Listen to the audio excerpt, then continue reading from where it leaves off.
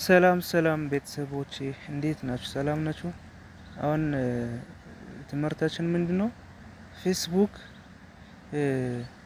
በአለም አቀፍ እንዲታይ እንዴት ማስተካከል እንደምንችል አሳያችኋለሁ።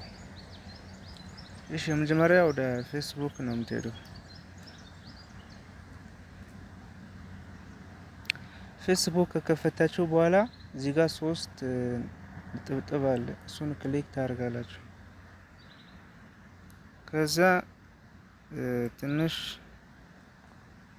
ወደ ታች ስክሮል ዳውን ካደርጋችሁ በኋላ ሴቲንግ ኤንድ ፕራይቬሲ የሚለው ክሊክ ነው የምታደርገው።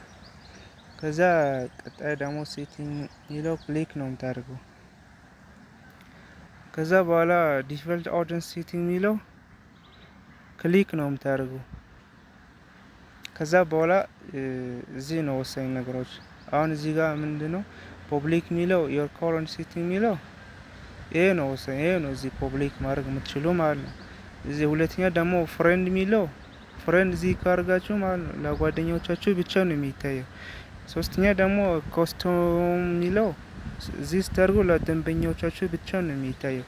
ከዛ እዚህ ዋናው ወሳኙ እንደ ኢንተርናሽናል ማንም ሰው በዓለም አቀፍ ማየት ስለሚችል እዚህ ነው ማድረግ ያለባቸው። እዚህ ፐብሊክ ላይ ነው ማለት ነው። እኔ ፐብሊክ ስላደረኩ አካውንቴን ማለት ነው እንደ ማንም ሰው በዓለም አቀፍ እንዲታይ እኔ ፐብሊክ ነው ያደረኩ።